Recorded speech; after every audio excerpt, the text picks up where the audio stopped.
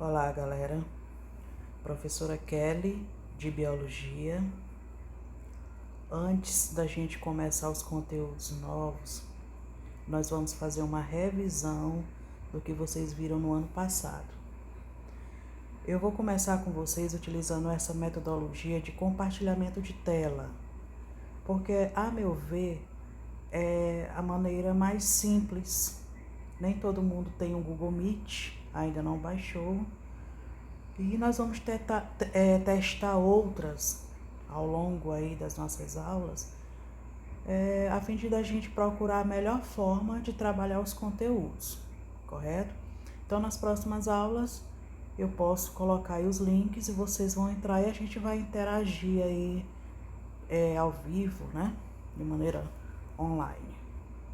Então, sem mais delongas, eu preferi utilizar essa metodologia de compartilhamento de tela, porque vocês podem pausar o vídeo, podem assistir em outro momento, podem voltar em algum ponto que não entenderam, né? Podem assistir várias vezes e aí tem N opções, certo? Então, na nossa introdução aqui, a gente vai pegar os conteúdos mais relevantes do ano passado. A biologia, ela teve origem em 1801 por Monnet de Lamarck, que foi um naturalista francês, sendo que esse cara nós vamos abordar no conteúdo do terceiro ano em evolução, certo? Então, só fiquem com essa informação por enquanto. Foi o cara quem criou a disciplina de biologia. Nós vamos abordar as características gerais dos seres vivos. E a primeira delas é a composição química. Todo ser vivo é composto por um CHOMPS. O que seria isso? Carbono, quem lembra? Carbono, hidrogênio, oxigênio, nitrogênio, fósforo e enxofre. Essa é a composição geral para todos os seres vivos. Os compostos, eles são divididos em inorgânicos e orgânicos. Tem diferença? Muita diferença. Um composto inorgânico, ele não tem carbono na composição, tá? E o composto orgânico, ele possui carbono. Quem são os compostos inorgânicos? Água e sais minerais. Olha o exemplo aqui da molécula de água. Essa que eu estou marcando. O que nós temos? Quais são os elementos químicos aqui? Oxigênio e hidrogênio. Não tem carbono, só hidrogênio, 2 átomos de hidrogênio e 1 de oxigênio. Por isso que a classificação da água é inorgânica. Já a molécula de glicose, ela possui carbono. Nós temos aqui um total de 6 carbonos. Então, composto orgânico tem carbono, açúcar, proteína, lipídio, vitaminas, os ácidos nucleicos possuem carbono. Segundo aqui, organização dos seres vivos. Como os seres vivos são organizados? Em seres acelular, unicelular e pluricelular. Um ser acelular, esse prefixozinho A, está negando a célula. Então, não são formados por célula. Quem são? Os vírus. Nós temos aqui um vírus mais simples, que é o bacteriófago, parasita bactérias. Observe que não existe uma célula aqui, apenas uma cápsula e as fibras, e tudo isso aqui é proteína. Então, não existe membrana plasmática, não tem citoplasma, correto? Seres unicelular, aqueles que possuem uma única célula. As bactérias, os protozoários, são seres unicelulares. Aqui temos exemplo da ameba e do paramécio. Um ser pluricelular possui muitas células. Também é conhecido como ser multicelular.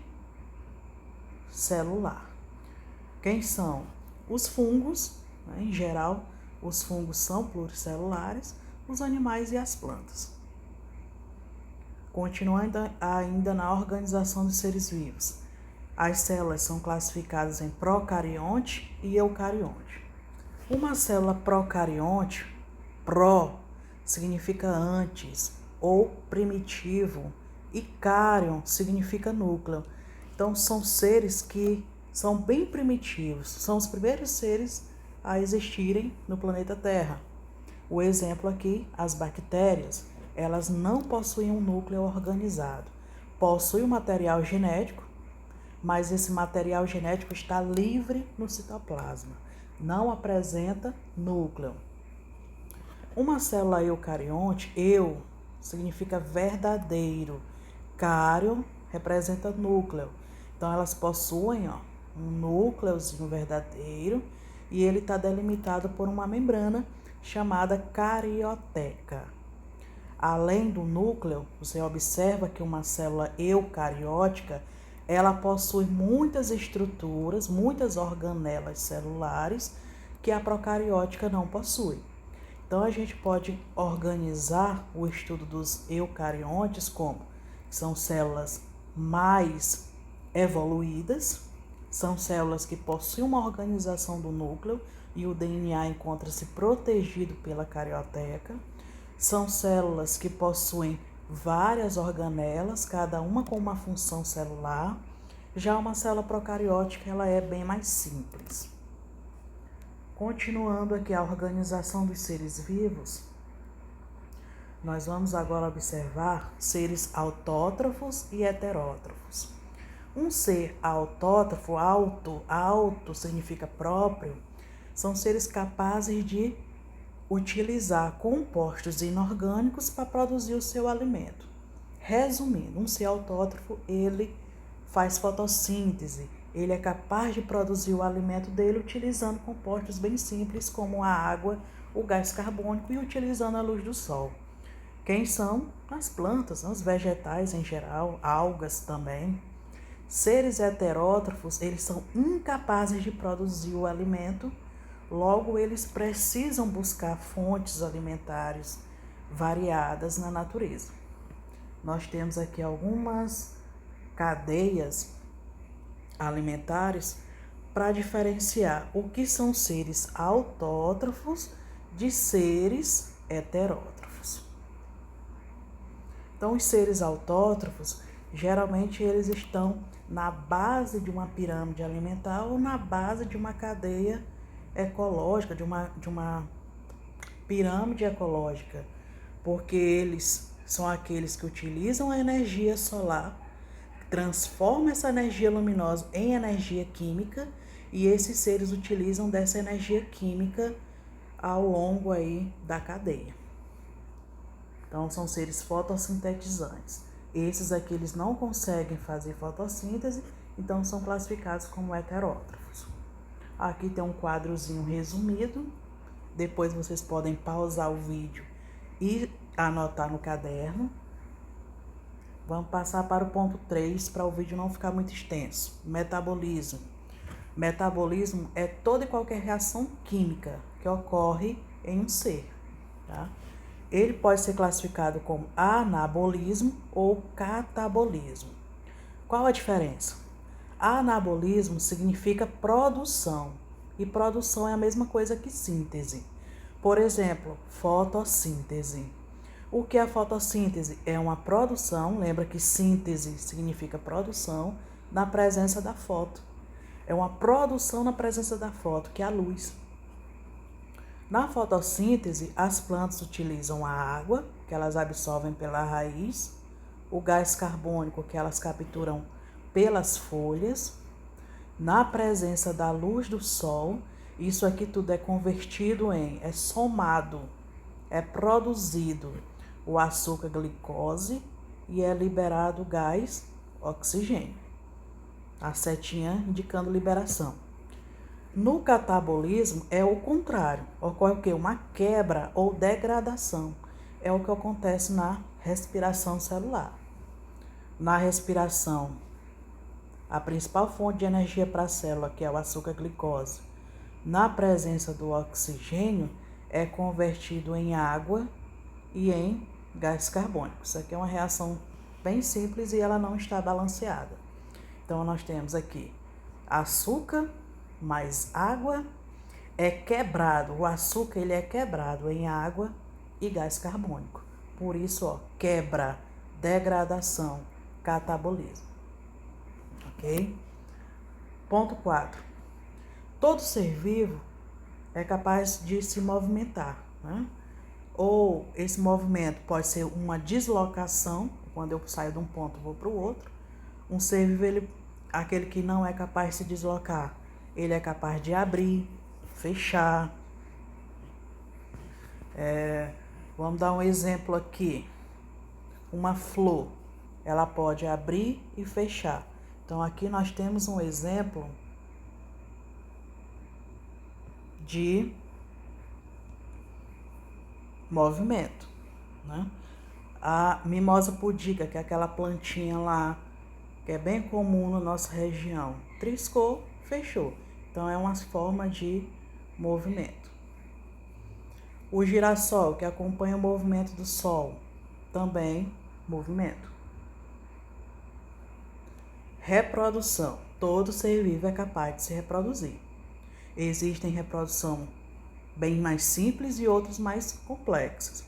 A reprodução assexuada, ela não envolve a participação de gametas.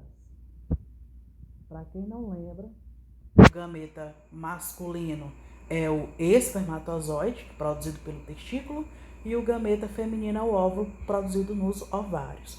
Na reprodução sexuada, tem gameta. Na reprodução assexuada, não tem gametas. Então, se não existe gameta, não há necessidade de um parceiro para a reprodução.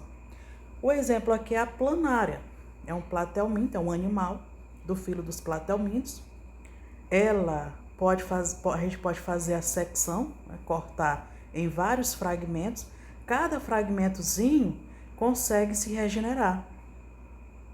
Qual a vantagem na reprodução assexuada? Existe a produção de vários seres em um curto intervalo de tempo. Mas também existe desvantagem. É que esses seres, eles não são variados. Não existe uma diversidade genética. Em outras palavras, são clones. A estrela do mar posso fragmentar em vários pedaços, cada tentáculo capaz de se regenerar. Na reprodução sexuada, existe a produção dos gametas e a formação do ser. Esse ser aqui, ele é geneticamente diferente dos pais, né, dos progenitores, o que garante aí uma evolução. A diversidade garante evolução. A vantagem é essa. A desvantagem é que existe uma produção limitada desses seres, ok? Espero que vocês tenham entendido. Aqui existe o exercício de fixação, dá uma pausa no vídeo e vocês vão copiar para o caderno. São todas as questões que eu tirei da nossa primeira aulinha, não há necessidade de vocês pesquisarem outras fontes, todo mundo é capaz de responder, ok? Vamos ver só um resumozinho aqui de um vídeo sobre reprodução.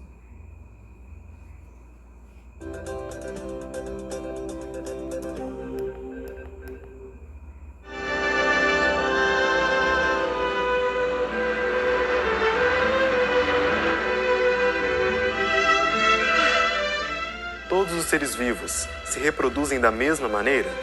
Na natureza, existem basicamente duas formas de reprodução: assexuada e sexuada.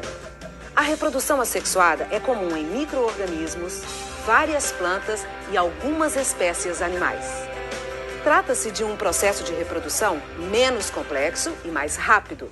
Este é o caso das bactérias. Em poucas horas, um único indivíduo pode dar origem a uma colônia com milhares de indivíduos, o que é uma vantagem para a perpetuação da espécie.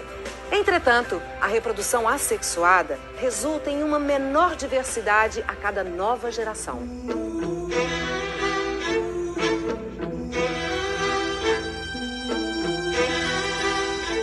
A reprodução sexuada é um processo mais complexo e mais lento e necessita de 2 indivíduos. A reprodução sexuada envolve grandes gastos de energia com produção de gametas, fecundação e, em alguns casos, acasalamento, disputas territoriais, etc. Mas esse processo aumenta a variedade genética das espécies, o que é favorável na seleção natural. As formas de reprodução são um mecanismo de perpetuação da vida que possibilita a transformação dos seres vivos ao longo do tempo. Para saber mais sobre o assunto, visite o site www